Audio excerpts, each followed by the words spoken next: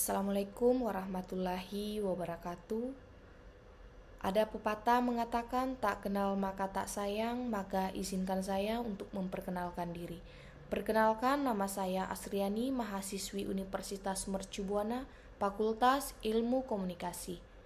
Sebelumnya saya ucapkan terima kasih kepada Ibu Sri Rahayu Handayani selaku dosen mata kuliah Pendidikan Anti Korupsi dan Etik UMB. Pada kesempatan ini saya akan mempresentasikan hasil tugas besar 2 Pendidikan Anti Korupsi dan Etik UMB. Ada beberapa poin yang akan saya sampaikan dalam presentasi ini. Yang pertama, perlunya integritas diri pejabat publik dalam pencegahan tindakan korupsi. Integritas diri berhubungan dengan kejujuran dan keselarasan individu dalam bertindak dan menjalani hidup. Maka dari itu, integritas diri menjadi sangat penting dalam lingkungan pejabat publik karena mereka memiliki tanggung jawab untuk melayani kepentingan publik dengan jujur, adil, dan tanpa korupsi.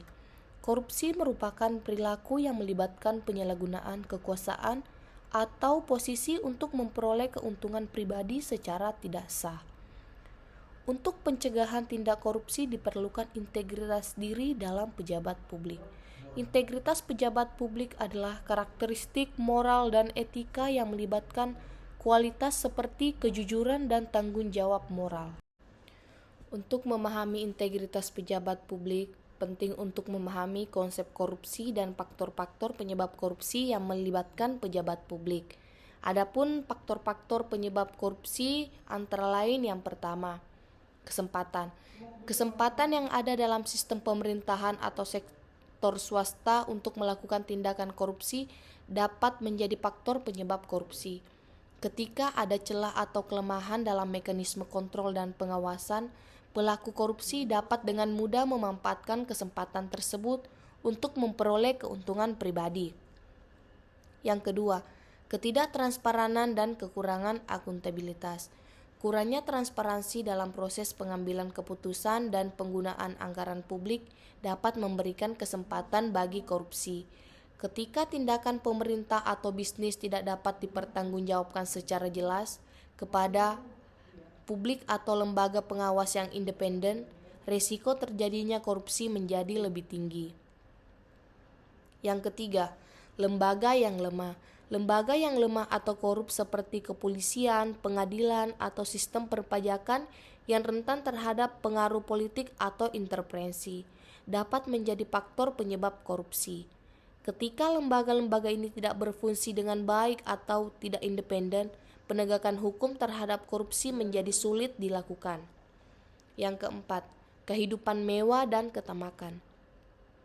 Gaya hidup mewah dan sikap tamak dari para pejabat pemerintah atau individu-individu yang berkekuasaan dapat menjadi faktor pemicu korupsi. Ketika seseorang memiliki akses kekayaan atau sumber daya yang signifikan, godaan untuk memperoleh lebih banyak kekayaan melalui tindakan korupsi dapat muncul. Yang kelima, kebudayaan toleransi terhadap korupsi. Budaya yang menerima atau memandang remeh korupsi dapat memperkuat praktik korupsi. Jika korupsi dianggap sebagai sesuatu yang biasa atau diterima dalam masyarakat, sulit untuk mengubah perilaku dan sikap terhadap korupsi.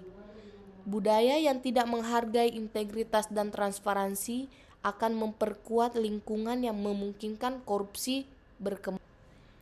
Langkah-langkah yang bisa diambil untuk mengatasi korupsi dan membangun integritas pejabat publik antara lain. Yang pertama, penegakan hukum yang tegas. Penting untuk memiliki sistem hukum yang kuat dan efektif dalam menindak tindakan korupsi. Pejabat publik yang terlibat dalam korupsi harus dijerat dengan hukuman yang tegas dan tidak ada toleransi terhadap pelanggaran tersebut. Yang kedua, peningkatan transparansi. Transparansi dalam pengambilan keputusan dan penggunaan sumber daya publik penting untuk mencegah korupsi. Pejabat publik harus mengungkapkan informasi secara terbuka kepada publik, termasuk dalam hal anggaran, kontrak, dan keputusan strategis lainnya. Yang ketiga, penguatan sistem pengawasan. Meningkatkan sistem pengawasan internal dan eksternal untuk memantau tindakan pejabat publik adalah langkah penting. Lembaga pengawas yang independen dan kuat harus didirikan untuk mengawasi dan memeriksa aktivitas pejabat publik guna mencegah penyalahgunaan kekuasaan. Yang keempat, pelatihan dan pendidikan. Pelatihan etika dan integritas harus menjadi bagian dari pelatihan yang diberikan kepada pejabat publik. Mereka perlu diberikan pemahaman yang kuat tentang pentingnya berperilaku dengan integritas dalam menjalankan tugas-tugas publik mereka. Yang kelima, kebijakan anti korupsi yang komprehensif. Penerapan kebijakan anti korupsi yang ketat dan komprehensif dapat membantu mencegah tindakan korupsi. Ini termasuk adopsi kode etik yang jelas, pelaporan pelanggaran, mekanisme pengaduan, dan sanksi bagi pelanggar. Yang keenam, peningkatan partisipasi publik. Mendorong partisipasi aktif publik dalam pengawasan dan pemantauan tindakan pejabat publik adalah hal penting. Melibatkan masyarakat dalam pengambilan keputusan dan memberikan mekanisme bagi mereka untuk melaporkan tindakan korupsi dapat membantu mengurangi peluang terjadinya korupsi. Yang ketujuh, pembentukan budaya anti korupsi. Membangun budaya di mana korupsi dianggap tidak dapat diterima adalah hal penting. Ini melibatkan kampanye penyadaran masyarakat, pendidikan tentang konsekuensi negatif korupsi, dan pemberian contoh positif oleh pejabat publik yang berintegrasi. Yang kedelapan, keseimbangan kekuasaan. Mempertahankan keseimbangan kekuasaan antara cabang eksekutif, legislatif, dan yudikatif adalah penting untuk mencegah penyalahgunaan kekuasaan oleh pejabat publik. Setiap cabang harus saling mengawasi dan menjaga kemandirian untuk mencegah korupsi. Dan penting untuk diingat bahwa membangun integritas pejabat publik dan mencegah korupsi adalah upaya yang berkelanjutan. Diperlukan komitmen yang kuat dari pemerintah, institusi, dan masyarakat secara keseluruhan. Semua pihak harus bekerja sama untuk menciptakan lingkungan di mana integritas menjadi norma dan korupsi tidak dapat diterima. Yang kedua, korupsi dalam perspektif undang-undang. Korupsi dalam perspektif undang-undang dapat dijelaskan sebagai suatu tindakan yang melibatkan penyalahgunaan kekuasaan, pelanggaran kewajiban, atau penyalahgunaan kepercayaan yang dilakukan oleh pejabat publik atau pihak swasta yang merugikan negara dan masyarakat. Dalam perspektif undang-undang terdapat berbagai ragam tindak pidana yang terkait dengan korupsi. Ragam tindak pidana korupsi meliputi berbagai jenis perilaku yang melibatkan penyalahgunaan kekuasaan atau posisi untuk memperoleh keuntungan secara tidak sah. Beberapa ragam tindak pidana korupsi yang umum dijumpai sebagai berikut. Yang pertama yaitu suap. Tindakan memberikan atau menerima suap untuk mempengaruhi keputusan atau tindakan seorang pejabat publik. Tindakan suap dapat dilakukan baik secara langsung maupun melalui perantara. Yang kedua, penerimaan gratifikasi. Menerima hadiah berupa uang atau imbalan lainnya yang tidak sah oleh seorang pejabat publik yang tidak sesuai dengan tugas atau wewenangnya, sebagai bentuk imbalan atau pengaruh dalam menjalankan tugasnya. Yang ketiga, penyuapan. Tindakan seorang pejabat publik menggunakan atau mengalihkan dana atau aset yang seharusnya dikelola untuk kepentingan pribadi atau kepentingan lainnya yang tidak sah. Yang keempat, penggelapan dana negara. Penggunaan dana negara atau dana publik yang tidak sah atau melampaui wewenang yang diberikan kepada pejabat publik. Yang kelima, pemalsuan kontrak. Tindakan memanipulasi proses tender atau kontrak dengan sengaja untuk mendapatkan keuntungan pribadi, biasanya melalui penambahan harga atau pemalsuan dokumen. Yang keenam, nepotisme dan kolusi. Tindakan memberikan preferensi atau perlakuan istimewa kepada keluarga atau kerabat dekat dalam pemberian kontrak atau keuntungan lainnya. Kolusi merujuk pada persekongkolan antara pejabat publik dan pihak swasta untuk memanipulasi keputusan atau mendapatkan keuntungan bersama. Yang ketujuh, penyalahgunaan kekuasaan. Penggunaan wewenang atau kekuasaan oleh seorang pejabat publik untuk keuntungan pribadi atau kepentingan pihak lain yang tidak sah. Yang kedelapan, pencucian uang. Proses menyamarkan asal-usul dana yang diperoleh secara ilegal melalui korupsi agar terlihat legal melalui serangkaian transaksi keuangan. Yang ke-9, penyimpanan dana bantuan. Penyalahgunaan dana bantuan atau bantuan luar negeri yang diberikan untuk kepentingan pribadi atau kepentingan yang tidak sah. Yang ketiga, pencegahan korupsi pada sektor pelayanan publik. Upaya pencegahan korupsi pada sektor pelayanan publik melibatkan serangkaian langkah untuk mencegah terjadinya tindak korupsi dalam penyelenggaraan layanan publik. Beberapa upaya yang dapat dilakukan sebagai berikut. Yang pertama, transparansi dan akuntabilitas. Meningkatkan transparansi dan akuntabilitas dalam penyelenggaraan pelayanan publik adalah langkah penting dalam mencegah korupsi. Hal ini dapat dilakukan melalui pengungkapan informasi yang jelas, publikasi anggaran, laporan keuangan yang terbuka, dan mekanisme pemantauan yang efektif. Yang kedua, penerapan standar etika. Mengembangkan dan menerapkan standar etika yang tinggi bagi para pejabat pelayanan publik dapat membantu mencegah terjadinya tindak korupsi. Ini termasuk larangan menerima suap, gratifikasi, dan konflik kepentingan, serta promosi nilai-nilai integritas dan pelayanan yang profesional. Yang ketiga, sistem pengawasan yang efektif. Membangun sistem pengawasan yang kuat dan efektif merupakan langkah penting dalam pencegahan korupsi.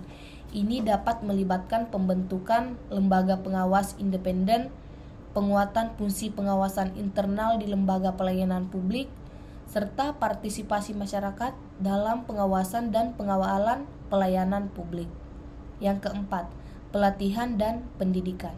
Melakukan pelatihan dan pendidikan kepada para pejabat pelayanan publik mengenai etika, integritas, tata kelola yang baik, dan risiko korupsi dapat membantu meningkatkan kesadaran dan komitmen dalam pencegahan korupsi.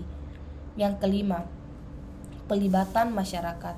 Mendorong partisipasi aktif masyarakat dalam pengawasan pelayanan publik dapat menjadi mekanisme efektif untuk mencegah korupsi. Melalui partisipasi masyarakat seperti melalui penggunaan teknologi informasi dan komunikasi, pelaporan pelanggaran, dan kampanye anti korupsi, dapat tercipta kontrol sosial yang berperan dalam mencegah dan mengungkap tindak korupsi. Yang keenam, perlindungan pelapor korupsi. Membangun mekanisme perlindungan bagi para pelapor korupsi yang melaporkan tindak korupsi merupakan langkah penting. Hal ini dapat meliputi jaminan kerahasiaan, perlindungan hukum, dan pemberian insentif bagi pelapor yang memberikan informasi yang berharga dalam mengungkap tindak korupsi. Yang ketujuh, audit dan evaluasi. Melakukan audit dan evaluasi secara rutin terhadap sistem pelayanan publik dapat membantu mengidentifikasi potensi risiko korupsi dan mengambil langkah-langkah perbaikan yang diperlukan. Yang kedelapan, kolaborasi dan kerjasama. Membangun kerjasama antar pemerintah, lembaga pelayanan publik, masyarakat sipil, dan sektor swasta dalam upaya pencegahan korupsi dapat meningkatkan efektivitas langkah-langkah yang diambil serta mengurangi peluang terjadinya tindak korupsi. Upaya-upaya ini harus dilakukan secara terus-menerus dan komprehensif untuk menciptakan lingkungan yang bersih, transparan, dan akuntabel dalam sektor pelayanan publik. Yang keempat, peran mahasiswa dalam pencegahan korupsi. Melalui peran aktif mahasiswa dalam pencegahan korupsi, mahasiswa dapat memberikan kontribusi yang berarti dalam membangun masyarakat yang lebih transparan, akuntabel, dan berintegrasi.